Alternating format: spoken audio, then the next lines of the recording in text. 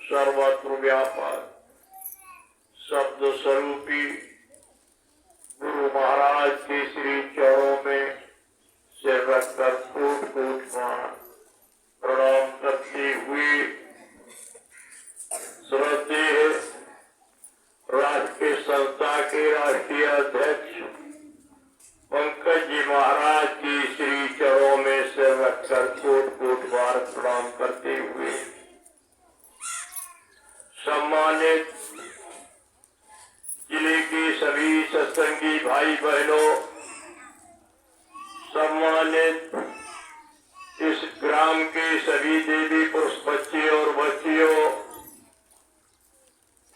सम्मानित दूर दराज से आए हुए सभी धर्मों को मानने वाले भक्तजनों, हमारी इस आवाज को सुनने वाले सभी देवी पुरुष बच्चे और बच्चियों, हमारी तरफ से सबके लिए हार्दिक जय गुरुदेव।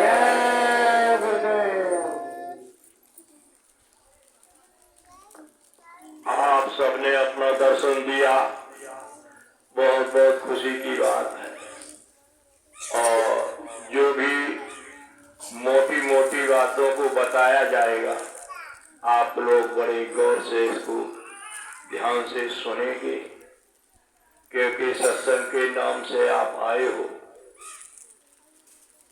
वैसे तो कोई अन्य कार्यक्रम लग जाए तो बहुत लोग तादाद ज्यादा में पहुंचते बिना बुलाए, लेकिन ये सत्संग, इसमें लोगों को यही जानकारी नहीं है कि इसका लाभ किसके लिए है। हम आपको ये शरीर मिला है, इसके पहले प्रश्न ये दो ही है कि हम कहाँ थे और शरीर छूटने के बाद कहाँ जाएंगे। ये बड़ा जटिल प्रश्न है, लेकिन इस प्रश्न को हम आप हल नहीं कर रहे हैं। और जिन्होंने इस प्रश्न को हल कर दिया है, उस बात पर हम आप जा नहीं रहे।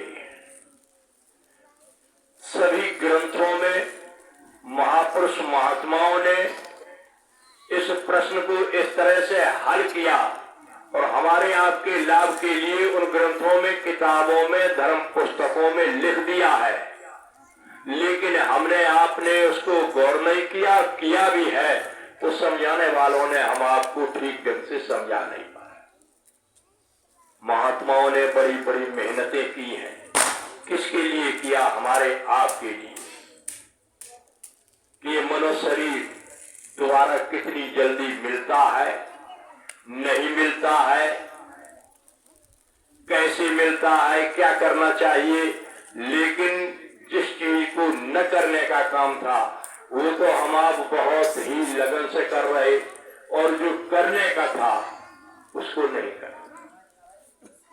प्रेमी भाई बहनों, ये मनुष्य शरीर जब एक छोटे सी माँ के पेट के अंदर लोथा बन करके और बच्चा बनता है, सबको, पुरुषों को, देवियों को, सबको आने जाने का, पैदा होने का रास्ता ही कही है।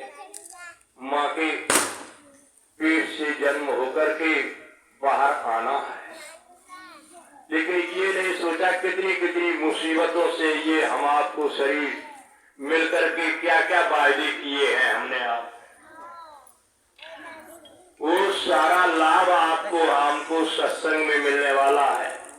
और सत्संग के लिए हम आप उसको ये नहीं समझ रहे हैं कि आखिर इस सत्संग का लाभ है क्या। जमीन मकान बढ़ जाना, वाहन बढ़ जाना, घर गृहस्थी धन दौलत बढ़ जाना, ये सत्संग का लाभ नहीं है।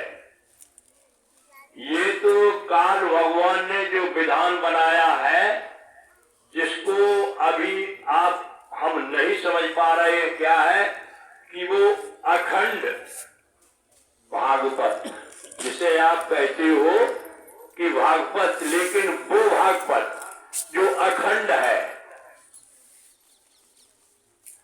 और सत्यनारायण की कथा अखंड है, कोई खंडन नहीं कर पाएगा। रामचरितमानस का या कोई भी पाठ 24 घंटा कराओ, लेकिन जब रुक जाएगा तो अखंड हो गया। लेकिन ये अखंड भागवत किसने बनाई? काल भगवान ईश्वर ने जो विधान बना दिया जन्मने मरने का, जो विधान बना दिया है कर्म करोगे अच्छा और बुरा आपको ही भोगना पड़ेगा, आपकी इच्छा के हिसाब ही आपको जन्म मिलेगा। उन्होंने नरक बना दिए, उन्होंने सतयुग, त्रेता, द्वापर और कलयुग का विधान बनाया। उन्होंने ये 80,000 कर्मकांड, 16,000 उपासना कांड, 4,000 ज्ञान कांड और 33 करोड़ देवी और देवताओं का विधान बना करके पहरा लगा दिया है कि जीव को अपने घर जाने का रास्ता न हो, इसी में जन्मो और इसी में अपना मरने का, जन्मने का समय पूरा होकर के इसी को अपना मान। इस तरह से ये विधान है, इसको कोई काट नहीं पाएगा, यह अखंड विधान। अब ये सत्यनारायण की कथा सुनने के लिए तो आपको जो शब्द स्नेही सतगुरु आता है उसके द्वारा आपको मिले। सत्य क्या है, इस नारायण को क्या मिलना चाहिए, सच्चा संदेश कहाँ मिलना चाहिए, वो आपके पास कोई देने वाला नहीं। और जब महापुरुषों ने मेहनत कर ली और ये आपको लाभ दिया तो उसको आपने अपनी धीरे धीरे श्वासों को खत्म कर दिया और बाद में हाथ में कुछ नहीं आया, मनो शरीर जीव का तुम खाली ही आपका। देवी और पुरुषों सत्संग से बहुत बड़ा लाभ है। मैं आपको गुरु महाराज जो हमारे बता रहे थे, आपने भी सुना था कि सत्संग के लिए कितना इशारा किया। एक प्रेमी ने यही तो पूछ दिया था कि सत्संग से, महापुरुष जब सत्संग सुनाते हैं तो कहीं न कहीं बैठे हुए लोग सोचते रहते हैं, जब समझ में नहीं आता है तो अपना प्रश्न आगे पीछे महात्माओं से पूछ लेते हैं। तो एक सेवक ने पूछ लिया कि महाराज सत्संग से क्या लाभ है, सेवा से क्या लाभ है और दर्शन से क्या लाभ है। जो आप सत्संग में समझाते हैं कि सत्संग सुनो इतना बड़ा लाभ है, दर्शन करो ये लाभ है, सेवा करो ये लाभ है, तब महात्मा जी ने उसको ये कहा कि ये बताओ, अगर तुमको अभी बता दिया जाए कि लाभ दिखा दिया जाए कहने लगे अगर दिखा दिया जाए तो बहुत ही अच्छा है। उन्होंने कहा अच्छा तुम जाओ और जहां सत्संग हो रहा है वहां जैसे यही सत्संग लगा हुआ है इसी तरह से सत्संग महात्माओं की लगती थी। वहां सत्संग की जगह पर कहा छिपके बैठ जाना और छिपके बैठ करके देखते रहना। तो बिछाई लगाने वाले वो चले गए, उन्होंने छिपके बैठ गए। वहां आए झाड़ू वाले झाड़ू लगाने लगे, बिछाई वाले बिछाई लगाने लगे, मंच वाले मंच बनाने लगे। थोड़ी देर में सत्संग करने वाला आया, सत्संग सुनाया। जब सत्संग सुनकर के लोग चली गए, वो अपनी छिपी हुई जगह पर देखता रहा कि सत्संग भी हो गया, महात्मा भी चले गए, सुनने वाले भी चले गए। तब तक उसी गांव का एक व्यक्ति कोड़ी जो नहीं आ पाया, बहुत देर से उसको समय लग गया और लेट आया, देखा कोई कहीं नहीं कुछ नहीं। उसने उसी जमीन पर इधर से लेट के मंच की तरफ लुढ़कता चला गया, उधर से इधर उस मिट्टी में उसने कई मिनटों तक यही खेल किया। और जब आया था कूड़ उसकी चुचिया रहा था, दिखाई दे रहा था शरीर में कि ये कूड़ी है और उसकी खून और मवाद बह रहा है। और जब उस भूमि पर वो लेटा और फिर खड़ा हुआ और उसने अपने बदन को झाड़ दिया, जब मिट्टी नीचे गिरी तो वही शरीर उसका चमचमाने लगा। वो देखने वाला देख रहा था कि सुनने वाले भी चले गए, कहने वाले भी चले गए और इस कोड़ी को इतना बड़ा लाभ सत्संग भी नहीं सुन पाया है, न मिल पाया है। केवल मिट्टी में ही लेटने से इसका शरीर ऐसा हो गया। महात्मा जी के पास गए, जहां प्रश्न किया था। उन्होंने पूछा कि बताओ सत्संग से क्या लाभ हुआ, कुछ मालूम? कहा महाराज चरणों में गिर पड़ा, कहने लगा कि पूछा तो मैंने था, लेकिन सत्संग का इतना बड़ा लाभ कि सुनने को भी नहीं मिला, देखने को भी उसको नहीं मिला, केवल उस भूमि पर ही लेट गया। उसका इतना बड़ा लाभ कि शरीर के सारे रोग ही दूर पल में हो गए। महात्मा जी ने कहा देखो मैं रोज समझाती रहती थी, लेकिन तुमने सत्संग को कुछ महत्व ही नहीं माना। आखिर सत्संग जिस गांव में, जिस घर में, किस जगह पर हो जाता है, वो भूमि उस मालिक के नाम से पवित्र हो जाती है, हमारे आपके आने जाने से नहीं होती है। जो वक्त का जगाया हुआ नाम होता है, उस नाम की किरणें इतनी फैल जाती है कि उस भूमि पर जो आकर के बैठते हैं उन लोगों को भी उसका लाभ मिलता है। कहा अब बताओ सेवा का क्या मतलब, प्रश्न किया था कि सेवा का क्या लाभ। कहा अब चले जाओ और छिपके बैठ के देखते रहना। इस जंगल में आपको जो दिखाई दे मैदान में, झाड़ियों में, वो देखना रात्रि के समय पर। वो वही देखने के लिए बैठ गए और देखते रहे तो वहां पर शिहार आए और एक आदमी पड़ा वहां पर मरा हुआ। शिहार ने सबने समझा शिकार है, लेकिन उनका मुखिया था, उसने कभी बोलना मत। जब उस शरीर को उसने सूंघा तो देखा कि हाथ से लेकर के और भुजा पूरी एक, कहा ये तो खाने के काबिल है। वह की पूरा बदन दूषित है, ये योग्य नहीं है। उन्हीं से बात हुई, वो छुपके देख रहे। कहा इसलिए जहां सत्संग हो रहा था और लोग अनजान आते जाते थे, वो पूछते थे कि किधर चले जाए, तो मुंह से भी कुछ नहीं कहा। इतनी से सत्संग से जलन रहती थी, महात्माओं से जलन रहती थी, तमाम बुरे कर्मों से भावना रख भरा हुआ था। लेकिन काम कितना कि उस जलन में भी एक हाथ उठा करके यही कहता रहा, इधर सारा चले जाओ सत्संग के लिए। तो कहा यही भुजा केवल है पवित्र, वाकई इसका कोई भी अंग पवित्र नहीं है। लौट करके आए तो सेवा से कहा, सेवा का मतलब तो बहुत ही बताया कि यही भुजा पवित्र, ये सत्संग में इशारा करने से। कहा ये बताओ जब इशारा करने से ये पवित्र हुई एक भुजा, तो अब तुम समझ लो प्रेमियों कि आपके घर में धन है, पैसा है, और पैसा अगर सेवा में लगाओगे तो आपका पैसा पवित्र हो जाएगा। कहने लगे हो जाएगा। और कहा ये शरीर अगर आपने सेवा में लगा दिया गुरु महाराज के कहने पर, तो वो शरीर पवित्र होगा कि नहीं होगा। और मन जब आपका लग जाएगा सेवा में, तो बोलो मन पवित्र हो जाएगा, तो बोलो भजन बन जाएगा कि नहीं बन जाएगा। तो ये तीनों चीजों से आप क्या करते हो, मन को भी नहीं लगाते हो सेवा। मन ने क्या सोचा, अरे खितावरा और मथुरा जा रहे तो इतने दिन में तो अपनी खेती को अपना काम संभाल लेते, 10 दिन लगा रहे, 300 रुपया मजदूरी मिलती है, तो 3000 रुपया तो पैसे हो गए।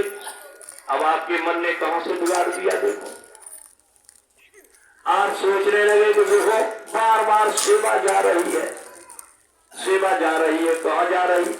अब बताइए आपका जन्म झारखंड में होने के लिए है, और झारखंड, कर्नाटक, उड़ीसा, बिहार में आपको हमको मालूम का ये सूरज पल में लाखों कोस पल में चली जाती है। कैसे चली जाती। आप बंबई में आपके रिश्तेदार हो, और बंबई में आप अपने रिश्तेदारों के यहाँ गए हो, और उस घर में आप बैठ करके जो देखे आए हो रहे हो, और फिर अपने घर चले आओ यहाँ, और यहाँ बैठ करके पल भर के लिए आंख मूंदो, और बंबई के जिस कमरे में आप बैठे हो और वो कमरे की सीन आपके यहाँ आ जाएगी, बोलो आ जाएगी। तो बोलो सूरत तो इससे भी ज्यादा तेज चलने वाली।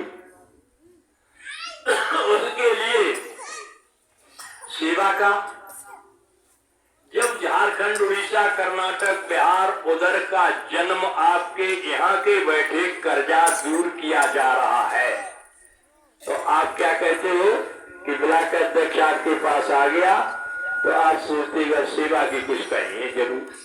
लेकिन आपने ये नहीं सोचा कि गुरु महाराज कहते थे कि जब जय गुरुदेव नाम बोलोगे, मरते समय पर धर्मराज की कचहरी में हम खड़े मिले। आपने कहा गुरु के वचन झूठे मान लिए थे। जब धर्मराज की कचहरी में खड़े हो सकते हैं, तो बोलो कागज का नोट नहीं बना सकते हैं। आपने कभी सोचा नहीं कि क्यों किया जा रहा है ये सेवा से। आपके कर्म कटेंगे यहाँ पर दोनों आंखों के मध्य, जहाँ कैमरे में भरी हुई है, और जब तक अच्छे और बुरे कर्म दोनों खत्म नहीं होंगे, तब जाने की तैयारी कैसे हो पाए। तो सेवा का सबसे बड़ा महत्व है। गुरु महाराज ने कहा था कि तुम्हारी तन की सेवा, मन की सेवा और धन की सेवा जो मैंने नामदान दिया है भजन करने के लिए, आप भजन करो। और भजन में भी अगर कमी रहती है, तो ये तुम्हारी तीनों सेवाएं भजन में जोड़ दीजिए। तो यही भजन के संग चलेगा, पावेगा आराम मन तुम भजो गुरु का नाम। बड़ी मोटी बातों को आप समझ लीजिए।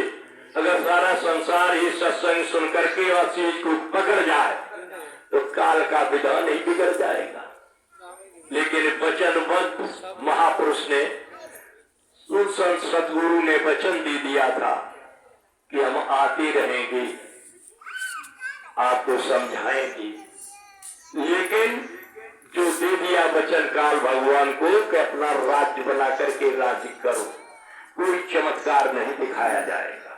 आप हम चमत्कार के लिए रहते हैं, कोई चमत्कार मिले तो उधर मुड़ जाए। कहा दोनों प्रश्नों के बाद कहा कि सत्संग से क्या लाभ होता है। देखो बड़े ढंग से प्रेमियों समझना, आप ये समझते हो कि आज बच्चा ये बुला लिया उपदेशक, कल दूसरा बुला ले, और तीसरा बुला ले, देखे कौन अच्छा समझाता, कौन बढ़िया तरह से और आ जाती बात। ये भावना मत रखो। सत्संग तो सत्संग है, कोई ऐसा तमाशा नहीं है जिसमें आपके मन को मनोरंजन की विधि अच्छी मिले ताकि आप कहो कि ये अच्छा हुआ है। आप अपने को समझिए कि हम किस तरह से सोच रहे, समझ रहे हैं, सुन रहे हैं, ग्रहण कर रहे हैं। गुरु महाराज की बात भई आपको अच्छी लगे, किसी के मुंह से आपके निकले, आप लोग भी गांव में जाते हो, समझाते हो, आप नहीं समझ पाते हो, आपकी बात को वो लोग बहुत अच्छे ढंग से समझते हैं। तो ये तो मालिक का काम है। इसको आप ये नहीं है कोई नया गांव पड़ जाए उस गांव में ले जाओ, नए लोगों के बीच में क्या पहुंचे जय गुरुदेव नाम प्रभु का, और इतना बिगुल बजाया जा रहा, किसके लिए बजाया जा रहा? आखिर में कोई कारण है, और कारण आपको समझना चाहिए कि होनी बनती कर्म से है कर्ता का खेल, और कर्म बिठावे राज पर कर्म खवाबे। ये होनी बन रही है और होनी बन चुकी पहले से, लेकिन महाराज जी का डंका बज रहा है कि आप साकारी हो जाओ। तो आपके द्वारा जितनी जीवात्माओं का भला हो जाएगा, जहां पहुंचोगे कहा गोद ले लो, एक एक गांव गोद ले लो। अरे आपने कितने प्रेमी सत्संगी हो, अगर आप गोद लेते तो जिले में कोई एक भी गांव खाली नहीं रह सकता था। ये मैनपुरी की संगत इतनी बड़ी संगत है, लेकिन आप एक जगह भी कोई गोद लेने के लिए तैयार नहीं हो रहे। अपना काम करो, वो लोग बदले या उन लोगों के भाई न बदले, अपना प्रयास तो करो। जो महाराज जी ने, गुरु महाराज ने कहा है कि गोद ले लो, तो आज दिखाई देता है आप मेरे सामने कागज ले ले करके दौड़ते हो, कहते ये गोद हमने लिया, इतना बदल दिया, इतना ये किया मेहनत, ये भी आपका दाव खाली जा रहा, आप नहीं ले रहे। तो अब वही सुनो सत्संग से लाभ क्या होता है। महाराज महात्मा जी ने कहा कि जाओ उस पेड़ के एक डाली पर आप देखना, दो आदमी बैठे, एक औरत और एक आदमी। जब वो गया प्रेमी, उसने देखा तो उसी डाल पर दो, एक कौआ और एक कौनिया बैठी है। लौट करके आए, हालांकि ये गुरु महाराज की कही हुई और समझाई हुई पुराने सत्संगी तो हमारे सब जजंत के जो तुम 100 बार सुन चुके। बात सही है, बात तो वही सत्संग की आपने सतलोक 1000 बार सुना है। गुरु महाराज के मुंह से सतलोक की चर्चा सुनी, गुरु महाराज के यहाँ से 5 और नाम का जाप आपने सुना, ये सब कुछ कर लिया है। लेकिन उसके करने के बाद आप ये समझो कि सत्संग का लाभ क्या हुआ आपको।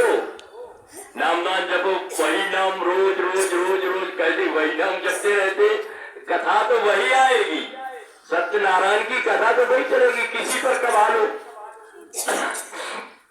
तो आप जब उस जाल से लौट करके और घर पर आओ, महाराज जी के पास महात्मा जी के गए, कहा गए, देखा है? महात्मा जी ने पूछा, कहा देखा है महाराज, आपने कहा था कि एक आदमी एक औरत होगी, लेकिन वो कुछ नहीं है। क्या था कि एक कौआ और कौनिया थे, दो बैठी। महात्मा जी ने कहा नहीं, तुमने देख नहीं पाया, फिर जाओ ठीक ढंग से देखो जाकर। जब दोबारा गए देखने तो वही दोनों पक्षी, एक हंस और एक हंसनी हो गया। अगर कथा अनेक बार सुनी है तो जाको राज आज समझना कि राज है क्या। लौट के आए, कहा देखा, कहा देखा है, कहा कि पहले कौआ कौनिया थे, अब की बार में हंस हंसनी दिखाई दिए, वो उड़ गए, फिर बैठ गए, क्या हो गया? महात्मा जी ने कहा फिर नहीं देख पाया, फिर जाओ।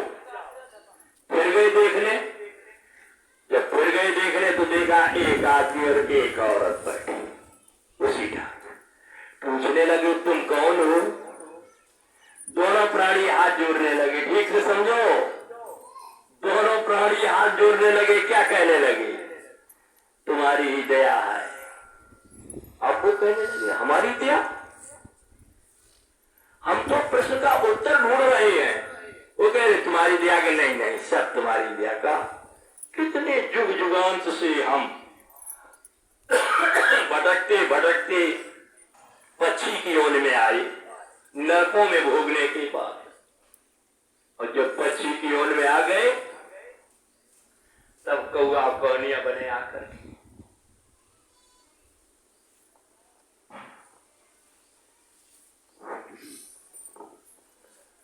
कौआ कौनिया बनने पर मैं यहां बैठे थे, लेकिन तुम एक शब्द स्नेही गुरु के दर्शन करके आई।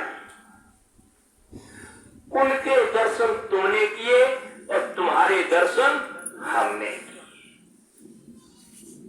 तुम्हारे दर्शन से मुझे ये लाभ मिला। फिर तुम दोबारा चले गए और उससे लाभ ये होगा कि हम संसनी बन गए एक बार में दर्शन करने से। इनके वो जो दर्शन करके आया था उसके, और दोबारा में जब आए हम संसनी हमसे, लेकिन दोबारा में तुम्हारा दर्शन किया तो मन शरीर मिल गया। इसलिए कि आप सतगुरु के दर्शन करके वहां से चले और तुम्हारी दर्शन हमको मिल गई।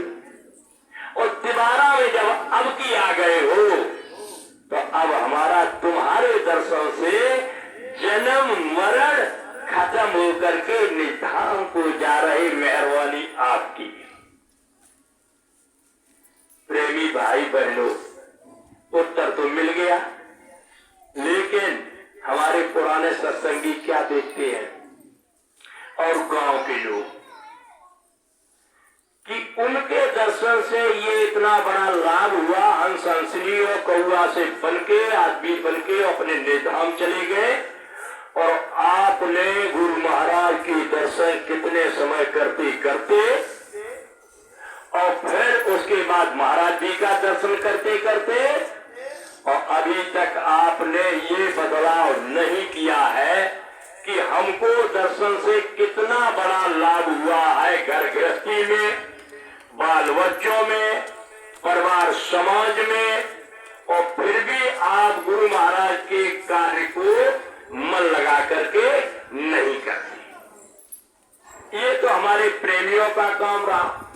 और दुनियादार के लोगों का क्या कि अगर वो सत्संग से लाभ लेना चाहते थे तो ये मथुरा से और खितौरा से जब सेवा करके दर्शन करके घर आ जाते हैं, कहीं कथाओं में, कहीं धार्मिक कार्यक्रमों में, या कहीं किसी महात्माओं के संदेश में आपको ये जानकारी मिल जाती तो आप दौड़ करके इन लोगों के दर्शन करते आकर जो मथुरा और खितौरा गए हुए, तो क्या सोचते, अरे भाई हम मथुरा नहीं पहुंचे, हमने गुरु महाराज का दर्शन नहीं किया, तो ये आ गए हैं जो लोग मथुरा से लौट के, हम इनका ही दर्शन कर लेंगे तो भी हमको बहुत बड़ा लाभ मिल जाए। ये कभी सोचा? नहीं सोचा। ये गांव में दर्शन देने तुमको जाते हैं चंचल करके कि शाकाहारी हो जाओ, फिर भी आपका मन नहीं होता, फिर भी दर्शन करने को मन नहीं आपका। क्यों? कि असली सत्संग का लाभ ही नहीं समझ पाया। तो सत्संग से, सेवा से, दर्शन से बहुत बड़ा लाभ होता है, लेकिन आप लाभ लेने को किस लिए नहीं तैयार हो? आपका मन फंस गया है माया की छाया से, और माया की छाया भी हमारे आपके पास नहीं जा रही है। देखो प्रेमी भाई बहनों, ये शरीर हम आपको मनुष्य जब मिला है तो पहले कहाँ आना पड़ा? माँ के गर्भ में। जब पेट में आ गई तो वहां पर ये झिल्ली में बंद, और बंद झिल्ली में क्या देख रहे हो? तीसरा नेत्र ये खुला है। असली भेद आपको बताने के लिए सत्संग क्या? तीसरा नेत्र पर आप चले जाओ। ये आप समझने लगो कि हमारा ये शरीर है जड़, और हमारे इस शरीर में जो असली जीवात्मा बैठी है उसके एक कान है और एक आंख है। इस आंख और कान के भेद को समझने के लिए आपको सत्संग की जरूरत पड़ती है। तमाम आपकी पुस्तकों में सब इसके लिए इशारा भरा हुआ है। अब आपको केवल समझने की जरूरत है, और समझोगे कब? जब सत्संग मिलेगा तब। सत्संग नहीं मिलेगा नहीं समझ पाओगे।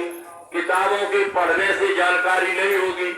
अगर किताब पढ़ते पढ़ते जानकारी हो जाए तो आप समझ लीजिए खाना बनाने वाली किताब रख दो और सुबह भूख खूब 10 बजे तक लग जाए आपको, और आप किताब में लिखा रखा है भोजन ऐसे बनता है, सब्जी इतनी तौर से बनती है, रोटी बनाओ पकाओ, और सुबह से शाम तक किताब पढ़ते रहो, बोलो खाना बन जाएगा?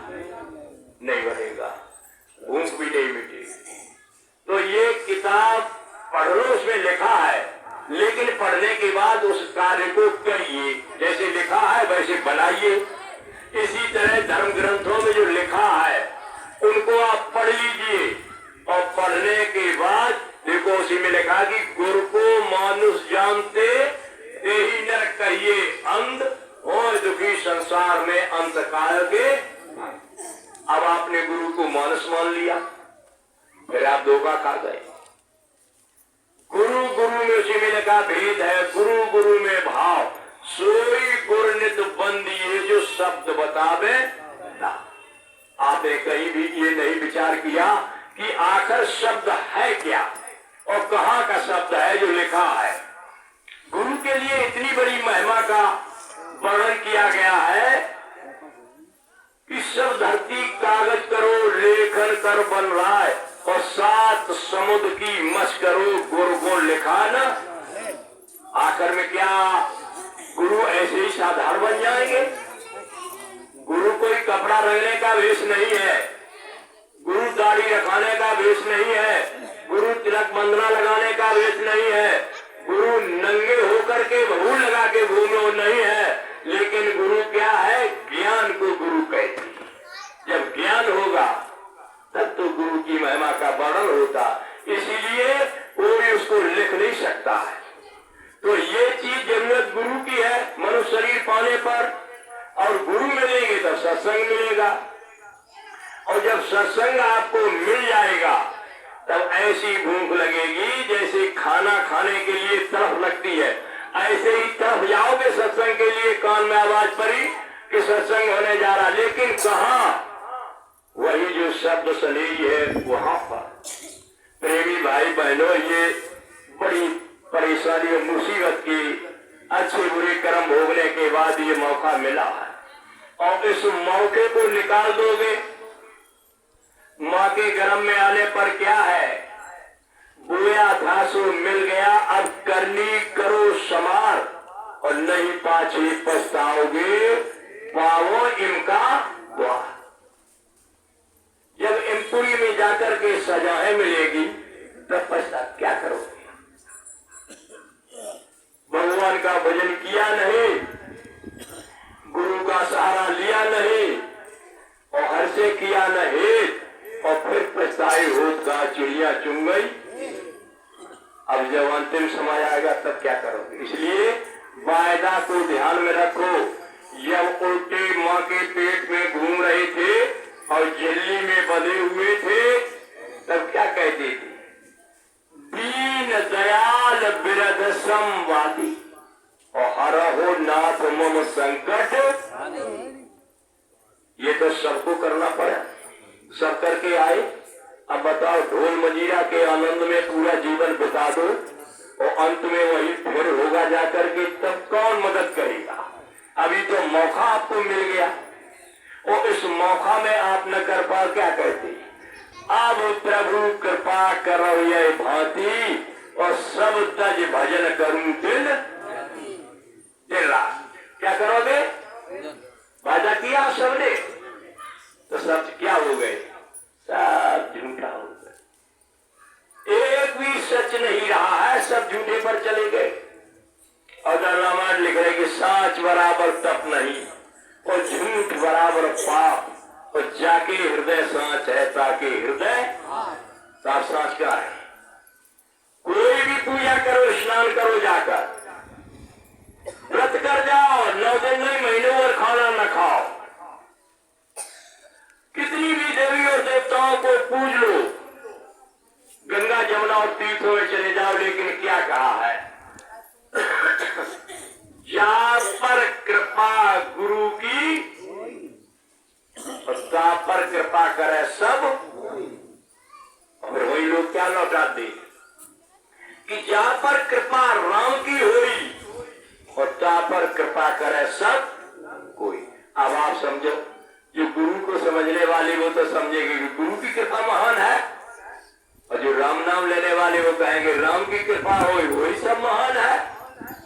तो भ्रम हो गया, शंका हो गई दोनों तरफ लाइन।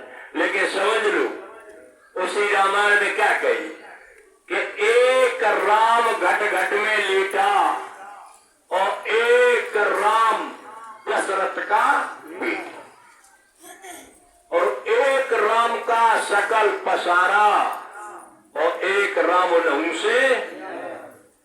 तीन राम व्यवहार है और चौथा है निज सार। चौथे राम को सुन लो हो जाओ भव से। तो अब गुरु और राम एक हो गए। ये घट में लेटा हुआ ये राम है हमारा आपका, ये भी एक राम है। इसका काम क्या है? भजन करने का। इस राम का काम है भजन कर लो। इस राम का काम क्या है? हवाई जहाज बना के उड़ा दो। इस राम का काम है फोन बना करके और बम्बई से यहाँ बैठे आमने सामने बातचीत कर लो। इस राम का काम है। और उस राम का क्या काम था? जो दशरथ के यहाँ आए थे, 14 वर्ष वन में घूमने के बाद धर्म की स्थापना करना और समुद्र में पत्थर से पत्थर लगा करके और लंका में पुल बना करके पहुंच जाना। उनका काम क्या था कि प्रातः काल उठे रघुनाथा और गुरु पितु मौत न भावे, ये उनका काम था। और उनके मर्यादा के काम को हमने आपने सीखा। गुरु को, पिता को और माता को, ऐसे कितने लोग अगर हाथ उठाया जाए बताएं कि सुबह उठ के उनके पैरों को छूते हो और गुरु महाराज की तस्वीर पर मत्था टेकते हो। ये काम कितने लोग करने वाले? देखो फिर भी बहुत हो, कल युग में इतने हो तो बहुत हो, बहुत हो। तो ये दूसरे राम का काम। और तीसरे का काम क्या है? तीसरे राम का काम है, क्या काम है तीसरे का? कि हम नहीं सुख दुख के दाता और निज कर्म करो भोग सोई। कर्म प्रधान विश्व रच राखा और जो जस करे सु तस फल। ये चौथे राम का है। तीसरे राम का जो सहज तस कमल पर बैठे।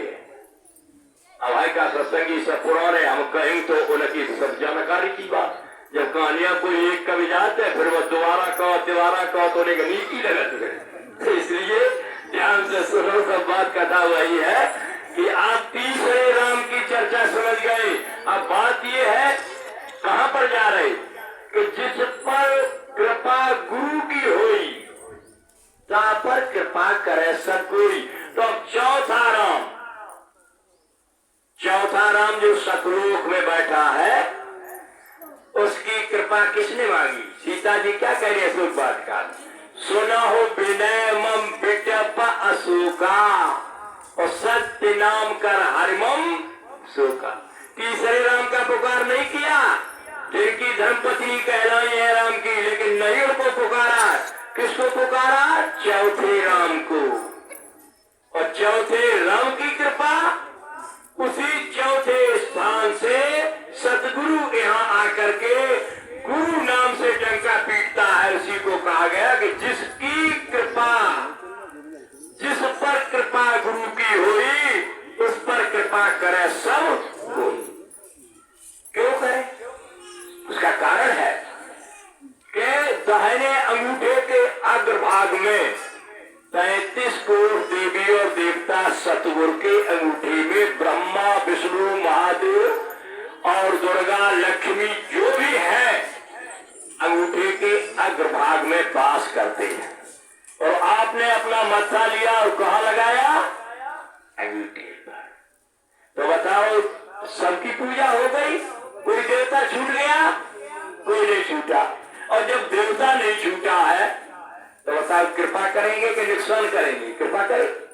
तो इसीलिए सिद्ध है चौपाई, सब जब गुरु की कृपा होती है तो सबकी कृपा होती है। तो वहीं पर प्रेमियों आ जाओ कि माँ के गर्भ के अंदर जब फंसे हुए हो, इतनी विनती करके बाहर निकले और बाहर निकलने के बाद माया की छाया ने एक जम झकझोरा लगा दिया। तमाम तरह तरह से नाता दिखाने लगे, मम्मी है, पापा है, ये फलाने हैं। एकदम बच्चा धीरे धीरे होश में आता जाता है, तो ऐसे ही समझने लगता है और वो समझ करके। लेकिन मैं आपको एक बात ये पूछना चाहते हैं, हालांकि बढ़िया बात तरीके की नहीं, लेकिन मैं मोटी मोटी बातें सब रखेंगे आपके बीच। कहां से निकले? बड़ी कचेरी से। कहा? माँ के पेट में माँ ने भोजन किया और वो मलमूत्र जब बना और पेट के अंदर गोल गठरी में बंधे हुए और मुंह से होकर वही गंदगी जा रही, तब पुकार करते ये आंख बंद, नाक बंद, कान बंद, लेकिन वो तीसरा नेत्र खुला हुआ, वो देख रहा है कितना कचरा जा रहा है।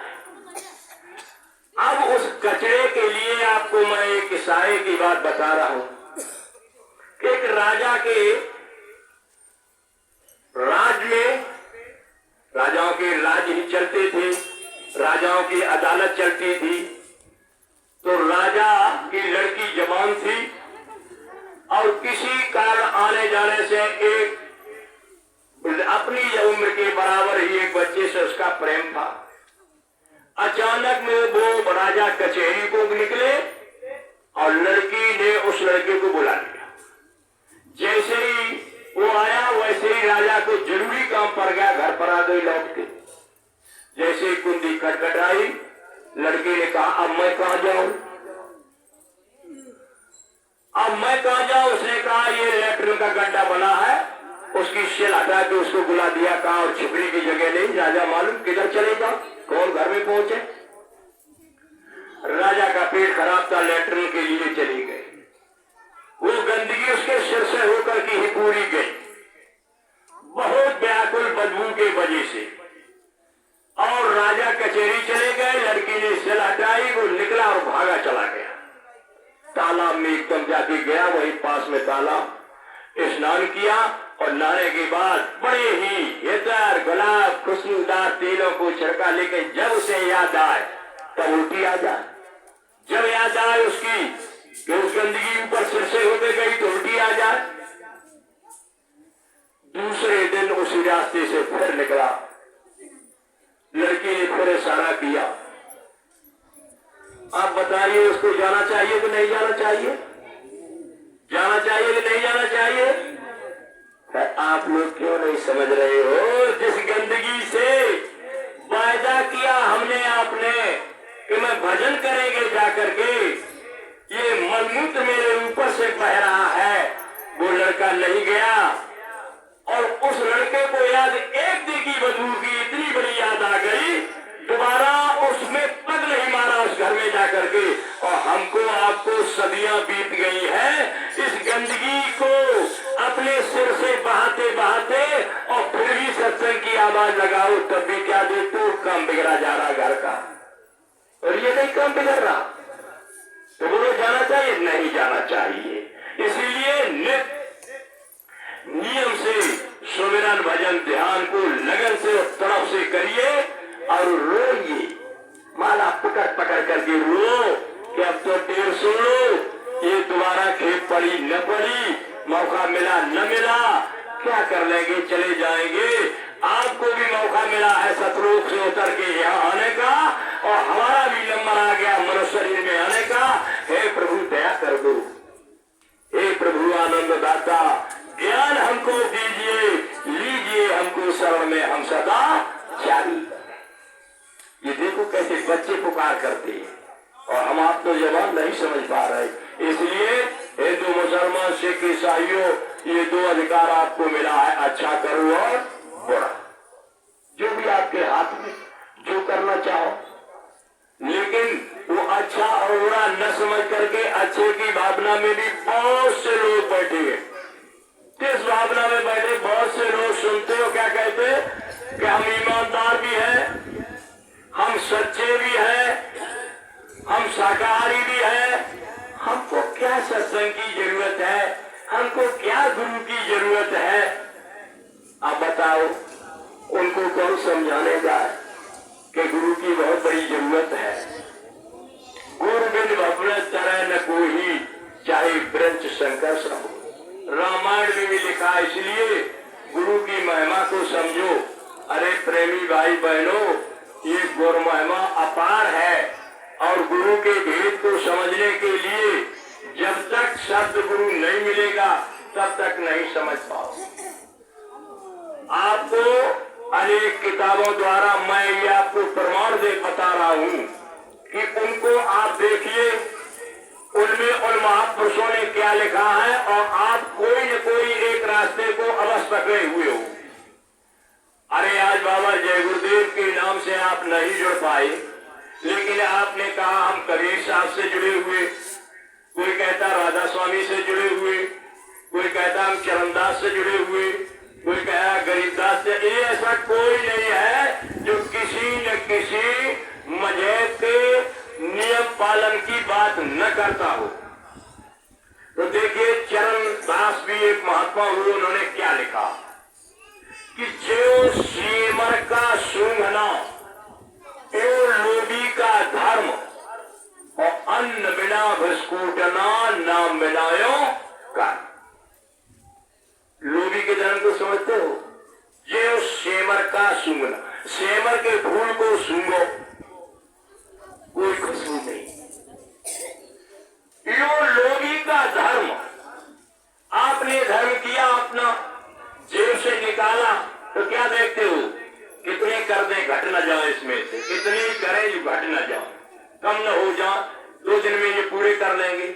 या कोई खाना पीना बनाया है, आप वहां घेरे खड़े हैं, क्या सोचते हैं? पूर्ति पड़ जाएगी या न पड़ेगी, यानी कमी न पड़ जाए तो क्या है? ये लोभी अंदर में सोचता रहता है, धर्म नहीं माना जाएगा। दिल खोल के जब करोगे तब होता है लोभी का धर्म। अन्न बिना भूसकूटना, जैसे तुम्हारे गेहूं है, बाली सब चुन जाए चिड़िया, और फिर उसको गट्ठर बांध करके कटाई करके भूस बनाओ और फिर सहलाई करो, तो जब दाना है नहीं, भूसा हो जाएगा, क्या निकलेगा?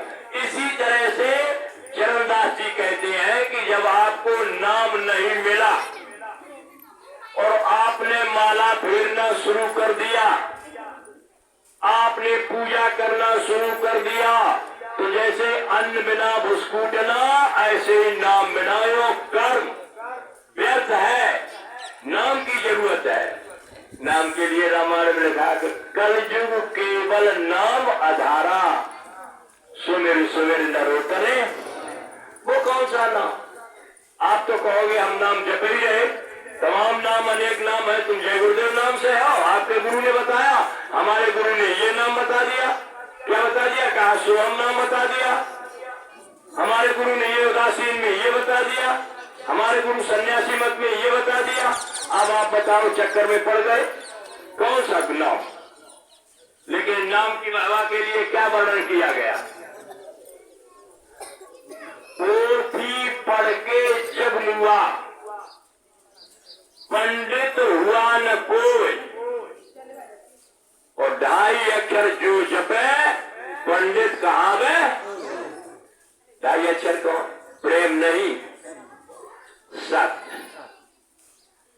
बहादुरता मिलकर शब्द जो बना है, शब्द जपने वाला, शब्द से जुड़ने वाला, बस वही ब्राह्मण है, वही सेवक है, वही उत्तराधिकारी है। तो उसकी जरूरत है गुरु की। आपको कहीं चले जाओ, कोई मिल जाए कि शब्द का पारखी हो, वही मुझे शब्द की पूरी से चढ़ाओ, तो आप फौरन बन जाइए। तो चरणदास जी इस तरह से लिख गए हैं कि सेमर का सूंघना लोभी का धर्म, अन्न बिना बिस्कुटना नाम बिना योग कर। आज्ञाकारी पीऊ की और रहे पिया के संग, तन मन धन सेवा करे और दूजा। एक एक बात को आप अब समझो कोई बाबा जी ये बताए, इसके अलावा आप कहीं दूसरी जगह और निकाल के दिखाओ।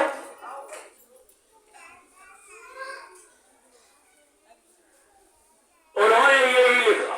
और गरीबदास ने क्या लिख दिया? अनंत कोट धुल होत है, अनंत कोट झलकार, ऐती सुन झरना झर सो जोगी करता। इतनी आवाज आसमान में हो रही है धुनें, उन धुनों को पकड़ो, और जो उस धुन को पकड़ता है वही जोगी है, वही करतार है, वही रचने वाला है सबको। एक एक की वाणी को आप समझो। उधर अर्जुन साहब क्या लिख रहे? कई बार भय कीट पतंगा, कई बार गज मीन तुरंगा, कई बार पक्षी सर्प हुई, और कई बार हैमर वृक्ष हुई। ये प्रेमी भाई बहनों, हम आपको जन्म कितने कितने बार मिला। कभी तो पहाड़ों में चले गए, कभी कीट पतंगों में चले गए, कभी पक्षियों में चले गए, कभी चौपाई जानवरों में चले गए, और जब 20 मिनट की बरिया चिरंकार ये देश ले, जब ये मिलने का नंबर आया, तब इस माया की छाया में फंस गए और यही करने लगे।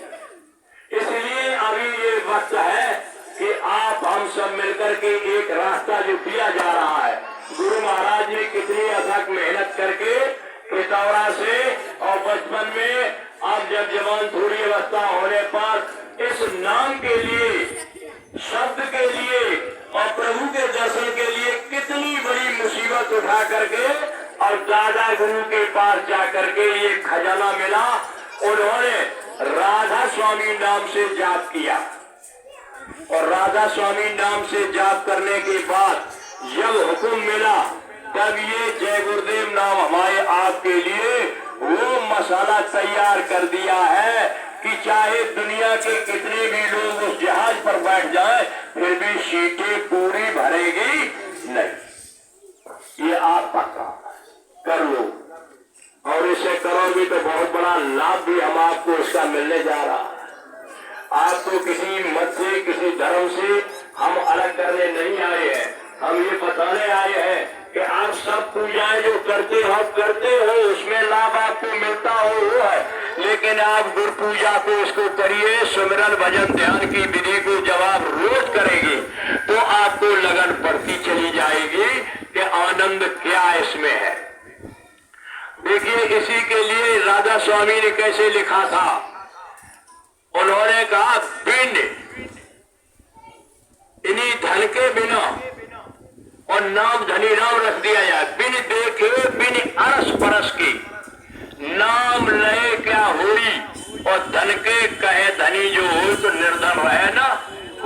अगर धनी हो जाए तो अपने अपने लड़कों के नाम सब धनी राम रख दे, लेकिन उन्होंने कहा नहीं, बिन देखे बिना अरस परस की। हमको आपको ये मनुशरीर दिया है देखने के लिए, अरस परस करने के लिए, सुनने के लिए, लेकिन सुन क्यों नहीं पा रहे, अरस परस क्यों नहीं हो रहा? क्योंकि ये जो दोनों आंखों के मध्य यहाँ पर कैमरा रखा हुआ है जीवात्मा के पीछे, उस कैमरे में मनुशरीर का जन्म होने के बाद 6वीं साल पर ये कैमरा शुरू हो जाता है खुलना, और उसमें परत लगे हुए हैं। वही रामायण में लाइन लिखी है कि सोई परत दुख पावई, सिर धुन धुन पछताए, कालह कर्मय ईश्वरे मिथ्या दोष। यही परत खुलते हैं, और बराबर ये परत खुलते जाते हैं। अब अच्छा परत आ गया, कभी खराब आ गया, जो प्रारब्ध पीछे जन्मों में किए हैं वही, और अब जो कर रहे क्रियामान संचय और प्रारब्ध तीनों कर्मों का खेल समझने की जरूरत बिना शब्द गुरु के कोई समझाने वाला नहीं है। इसलिए प्रेमी भाई बहनों, बाहर भजने की, तीर्थों में जाने की, उस भगवान को ढूंढने की जरूरत के लिए आपको ये सोचना है कि मैंने ग्रंथों का सहारा लिया तो किस लिए? क्योंकि जब जन्म हुआ तो कोई ज्ञान नहीं था। और जन्म होने के बाद जब पुस्तकों को देखा, इतिहास को देखा, तभी तो ये जानकारी होती गई कि धर्म क्या है और ये मर्यादा पुरुषोत्तम क्या है और ये संत क्या है। ये सारी जानकारी हम आपको मिलती चली गई। तो इसीलिए एक सूर सागर में भी इशारा सूरदास ने किया है। क्या किया कि आपन आपन में ही बिसर आयो। हमने आपने अपने में से विसार दिया, दूर कर दिया। कैसे कर दिया? जैसे श्वान कांच मंदिर में भ्रम भ्रम मुंके मरियू। कांच का मंदिर बना है और कुत्ता अगर उसमें जा रहा है तो उसे दूसरी साइड से दूसरा कुत्ता दिखाई दे रहा, तो वो घूम करके उसमें अपने मुंह को मारता है। उधर से उसकी छाया बनी हुई उधर से मार रही है। उसे इतना ज्ञान नहीं है कि हम इसमें जो मुंह मार रहे हैं, ये मुंह मारने से मेरा ही मुंह फूट जाएगा, उधर कोई है ही नहीं। इसी तरह से हम आपको ये ज्ञान नहीं है कि हम जहाँ जा रहे हैं, जिन जगहों पर जा रहे हैं, जैसे आप समझिए कि कबीर साहब एक जगह गए और मंदिर बना हुआ था, ठाकुर जी अंदर थे, बहुत से पुजारी अपने काम धाम में लगे हुए थे। वो कबीर साहब गए और दरवाजे के सामने अपना जो भी चटाई और बिस्तर था बिछा करके और लेट गए।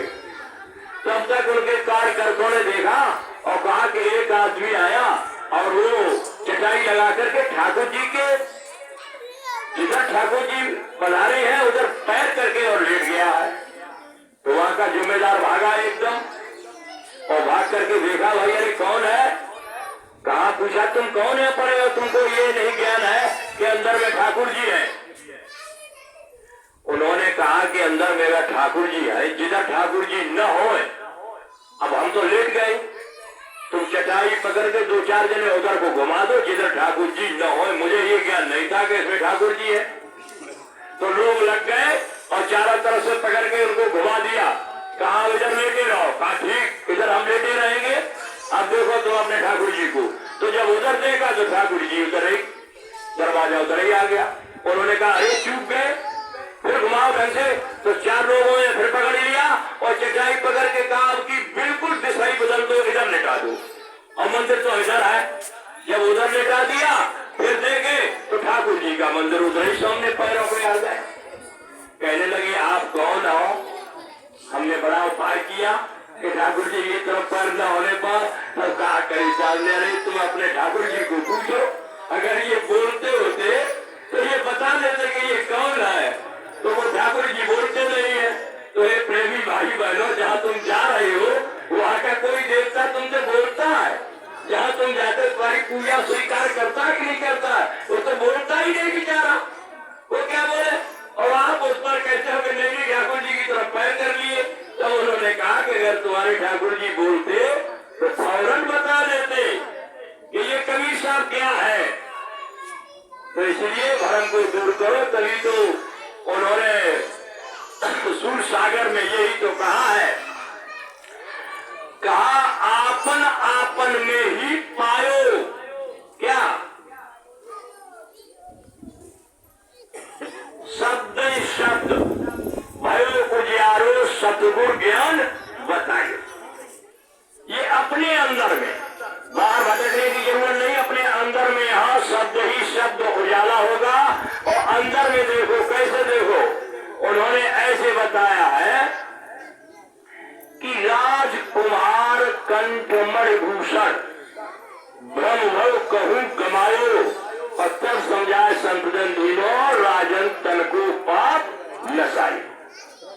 कहा राजाओं की राज में राजा मणि डालती थी गले में, और राजा का होश क्या हो गया, गले पर हाथ करके और कहने लगे पास पड़ोस चलने वालों से कि मणि तो कहीं गिर गई, मणि है ही नहीं। तब संत महात्माओं ने समझाया राजा तुम्हारे प्रारब्ध कर्मों का ये दबाव हो गया है, ताकि आपको मणि का ज्ञान खत्म हो गया है। तो ये मणि कहाँ? हमारे आपके अंदर में यहाँ मणि बैठी हुई है और हम इधर उधर ढूंढते फिरते। कैसे लिखा? जैसे नार स्वप्न में क्या कहती, बालक कहूँ हिरायो और खुली आंख जो को देव देखो ना कछु गयो ना आए।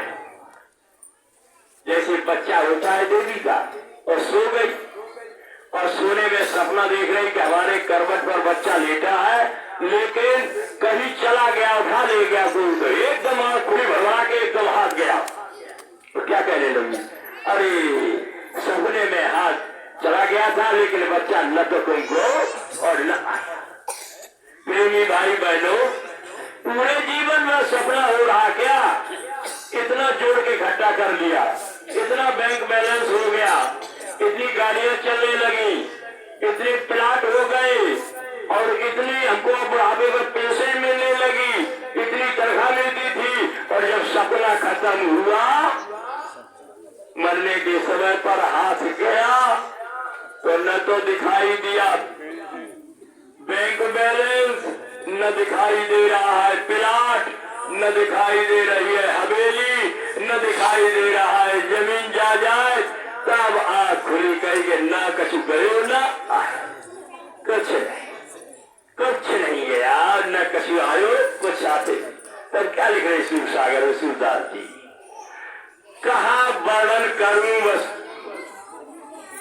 सूरदास कहते हैं क्या कहो उसकी महिमा सुखी महिमा। सूरदास समझन की लीला, मन ही मन पछताए और कहा समझे बस सुख की महिमा, ज्यों गूंगा गुड़ खाए। कह रहे बाद में पछताते ही रह जाते हो उस सुख के लिए। वो सुख तो ऐसे है जैसे गूंगा को आप मिठाई दे दो और वो जब खाए जीप पे रखने के बाद फिर उसे पूछो कौन, तो बोलते नहीं कुछ कर पाएगा, लेकिन बहुत उछाल भरेगा, क्यों, किसे स्वाद मिल गया है। ऐसे ही जब तुमको स्वाद उसका मिल जाएगा, तो गुरु महाराज क्या कहती थी, बताना मत किसी को, अगर बता दोगे तो तुम्हारा भी चला जाएगा और उसको भी कुछ नहीं मिलेगा, कुछ नहीं। कितना समझाया, कोई नहीं ऐसे समझा सकता है जैसे गुरु महाराज बाप बेटा को नहीं समझा सकता है। इतना मोह हमारे आपके ऊपर उनका रहा है और आज भी है। जो कहा था मैं 400 वर्ष तुम्हारे बीच में रहूंगा, और कहा राम ने सही छोड़ा, कृष्ण ने सही छोड़ा, सही तो मुझको भी बुढ़ा हो गया। और तुमने कहा जान रहे कि बाबा जी अब चले गए, अब बाबा जी चले गए मालूम। और आप एक बताएं आपको बात, और एक फंस मत जाना भरम में, सत्संगी सब नहीं है, ना आके समझो कि सब सत्संगी है।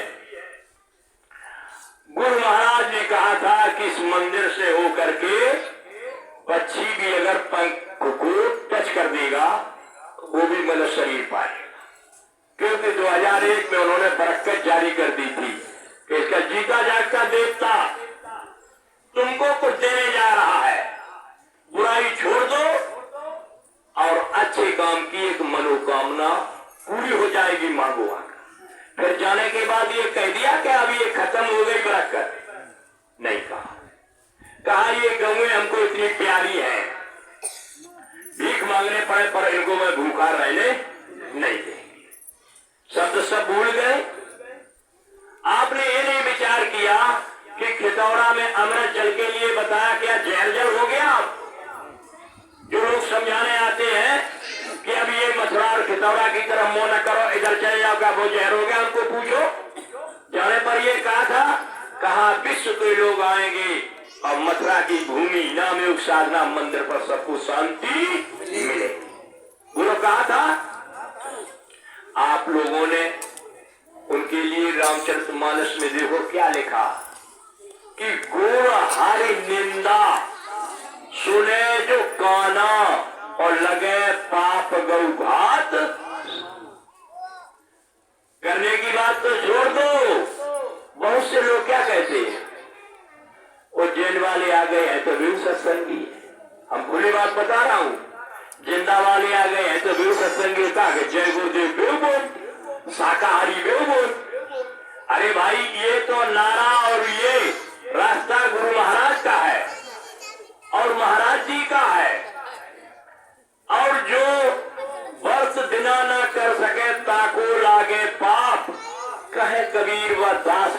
कभी न हो होता, कभी उद्धार होने वाला नहीं है। और गुरु महाराज ने क्या बताया कि जो मेरे गुरु को जो भूल गया उसको मैं भी भूल गया। अब बताओ, रामायण कह रही कि हर गुरु निंदा सुने जो कौन हो। आपके दरवाजे पहुंच गए झंडा लंबू लेके जय गुरुदेव वाले, और 10-15 लोग पहुंच गए और आपसे बताई गई कहा कि चलो वो आज के लिए सेवा हो रही, मंदिर बन रहा है, कुछ आप भी दे दो सेवा। अरे तो आप लोग कह दो जिलाध्यक्ष पे ले लो, नहीं के पास इकट्ठी सब भाई है, ये काय मांगना आता उधर हमसे आए, हमसे मांगे आकर। लेकिन आपने पानी पिलाया, आपने खाना खिलाया और आपने बहुत लोगों ने कुछ सेवा भी दे दी। मैं आपको खुले आज मन से बता रहा हूँ कि रामायण की ये चौपाई कह रही है कि गुरु हरि निंदा सुने जो कौन लगे पाप गोघा समाना। अगर आपने ये भी सुन ली कि मथुरा में और खितौड़ा की और महाराज जी की अगर कोई आलोचना कर रहा है, कानों से सुन रहे हैं आप, तो निश्चित रामायण की चौपाई सिद्ध रहेगी कि गौ की हत्या के समान अपराध लगेगा, फिर वो कहाँ जाएगा? नरक। बच्चा बैठा, जय गुरुदेव। तो इसलिए आप लोग, मौसम भी आज ज्यादा खराब है और समय भी ज्यादा नहीं लेंगे। आप लोग रामायण पर, गीता पर और अधिकांश इन्हीं नामों पर बड़ा विश्वास करते हैं। हम इसलिए आपको ये बात दोहराने जा रहे हैं कि जब रावण धराशायी हो गया उस वक्त लक्ष्मण से भगवान राम ने ये कहा कि अब आप चले जाओ और रावण को आगे की धर्म नीतियों का जो भी है वो ज्ञान आप ले लीजिए जाकर, किस तरह से राज चलाना है, धर्म चलना है, क्या क्या नीति अच्छी है बताएगा रावण। लक्ष्मण पर ध्यान से समझो। जय गुरुदेव। ज्यादा नहीं समय आप कब ले रही है, केवल इशारा पर यही करने के बाद वो समापन करेंगे। मौसम अच्छा नहीं है, आप लोग इकट्ठे हो गए, बहुत अच्छा है।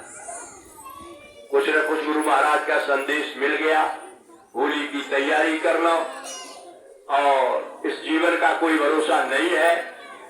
शाम को खाना खाया, सुबह मिला या न मिले, चिड़िया चुन रही दाना, ऊपर बाज घूम रहा है, चिड़िया को नहीं मालूम है कि हम दाना उठाने जा रहे, और बाज देख रहा है उठाने के लिए, न तो वो दाने पर पहुंच पाई और तब तक के बाज ने अपने पंखों में पैरों में दाब लिया जा रही। मालूम हम आप जड़ें बना रहे हो, 3-3 पीढ़ियों की मकान बना दे, मजबूत बना दे, जमीन खरीद देंगे लड़का नातियों के लिए, इसकी हिस्सा में पड़ जाएगी, इतने प्लाट ले दे, इतने हो जाएंगे, और तब तक काल ऊपर बाज की तरह घूम रहा है, न मालूम पड़े सरिया लेने गए, ईट लेने गए, गिट्टी लेने गए, वही एक्सीडेंट हो गया, चले गए।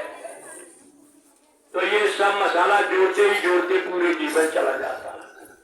और जिसके लिए आए हो क्या करने के लिए कि भगवान का भजन कर लेंगे, ये बनावन मंदिर आलीशान तेरे पूजन को बनवा, कितना बेशकीमती दिया है, बड़े भाग्यमान उस्तन पावा। सब लोग इसको गीत समझ लिया, गाना, बड़े भाग्यमान उस्तन। अरे क्या बोले भाग्यमान उस्तन? क्या जमीन मकान और ये वाहन खरीदने के लिए भाग्यवान है? नहीं।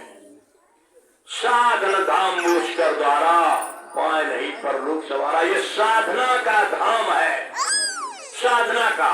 और उधर क्या दुनिया में एक ही दिखाई दे रहा नाम योग साधना मंदिर मथुरा में, और दुनिया में कहीं नाम योग साधना मंदिर नहीं है। बोलो है? कहीं नहीं। आप लोगों को फिर भी भरवस संखाइए। तो रावण जैसे को भगवान राम ने कहा जाओ नीत पूछो जाकर। जब नीत पूछने के लिए गए तो सिर की तरफ खड़े हो गए। रावण ने बुरी नजर से लक्ष्मण को देखा, लेकिन लक्ष्मण उसे कहते रहे कि ब्राह्मण देव रावण कुछ नहीं बताओ, बोला ही नहीं। वापस लौट के आई। लौटने के बाद जब राम से मिले, उन्होंने पूछा, तब कहा कि वो अहंकारी है, बोला नहीं। कहा खड़े कहाँ हुए? कहा उसके बिल्कुल पास सिर पर। कहा यही तो भूल है। रावण ब्राह्मण जाति और विद्वानों में सबसे श्रेष्ठ विद्वान, ताकत में सबसे बलशाली, देवी देवता भी उसके बंधन में और भक्ति में भी सबसे आगे, जो कि उसने देवी देवताओं पर वरदान ले लिया। और धन सोने की जब लंका है तो धन की कमी क्या? अरे लक्ष्मण मर्यादा को रख करके जाओ, पैरों की तरफ खड़े होना, हाथ जोड़कर पूछना। पैरों की तरफ खड़े हो गए, हाथ जोड़ के पूछने लगे, महाराज कुछ नीतियां चलते समय पर बताओ। मुस्कुरा करके रावण बोला, अब लक्ष्मण मैं जाने को हूं, लेकिन आप बहुत बढ़िया बात पूछी, मैं आपको 3 बातें बता रहा हूं, सदैव 3 बातें ध्यान में रखना, और वही बातें आप लोग भी ध्यान में रखना। ये नहीं कि सत्संग में आए रजिस्टर पे दस्तखत करते हम आई थी, दस्तखत कोई नहीं देखता रजिस्टर पे, अंदर में दस्तखत देखे जा रहे हैं कि आप एक सत्संग में एक तो बात निश्चित मान के जाओ। कहीं भी हो सत्संग किसी का हो, कुछ न कुछ लेकर के जाओ। खाली आए थे सुनने आई और इधर से जाओ तो याद तो करते जाओ कि हमें एक बात ही निश्चित आज मान करके चलनी है। क्या चलनी है? मिलेगी कोई न कोई बात नहीं, उस नई बात का आप जरूर करो। तब उन्होंने कहा 3 बातें याद रखना। कहा कौन सी कौन सी? कहा पहली एक बात, अहंकार खत्म करना। दूसरी, कहा दूसरी बात यह है कि शुभ कार्य को पहले कर लो, अशुभ को टालती गई। कहा तीसरी बात यह है कि आप दुश्मन को कभी कमजोर न मानना। कहा महाराज मेरी समझ में नहीं आई, आप खोल खोल करके बताइए। तब कहा अरे लक्ष्मण सुनो, अहंकार अगर मेरे अंदर न होता, मेरे अंदर रावण कह रहा अहंकार ये था कि मैं बलवान हूं, देवताओं को बंदी बनाए हूं, धन की कमी नहीं है और बुद्धता में मैं सबसे आगे हूं, और ये 2 छोटे छोटे से बालक जिनके पास न कोई घर मकान न मरैया है, 2 शिकारियों की तरह से मैंने तो तीर कमान माना, धनुष भी नहीं इसको माना था कि तीर कमान लिए घूम रहे हैं, ये क्या करेंगे? इस अहंकार में मेरा ये नुकसान हुआ कि आज मैं धराशायी हो गया, और जमीन पर पड़े हुए अगर अहंकार न हो तो मुझे शरण लेनी चाहिए थी। मुझे एक बार समझाई हमारे इस मित्रों ने, लेकिन मैंने बात किसी की नहीं मानी, इसीलिए आज मुझे इस धरती पर पड़े हुए ये दिन और समय देखने पड़ रहा है। ए प्रेमी भाई बहनों, आपके लिए क्या बताया जा रहा है?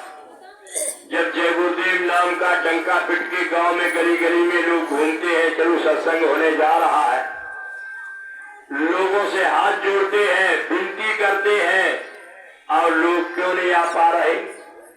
लोग समझते हैं कि मैं जय गुरुदेव में है ही नहीं, मैं किसमें है? कोई कहता मैं राम को मानने वाले, कोई कहता मैं कृष्ण को मानने वाले, कोई कह रहा मैं देवी देवताओं को मानने वाले। अरे छुड़ाया नहीं जा रहा, कोई इसमें बैठा के जो बताएंगे उससे आगे मुझे जानकारी है, हम सब जान रहे हैं, क्या सुनेंगे जाकर के?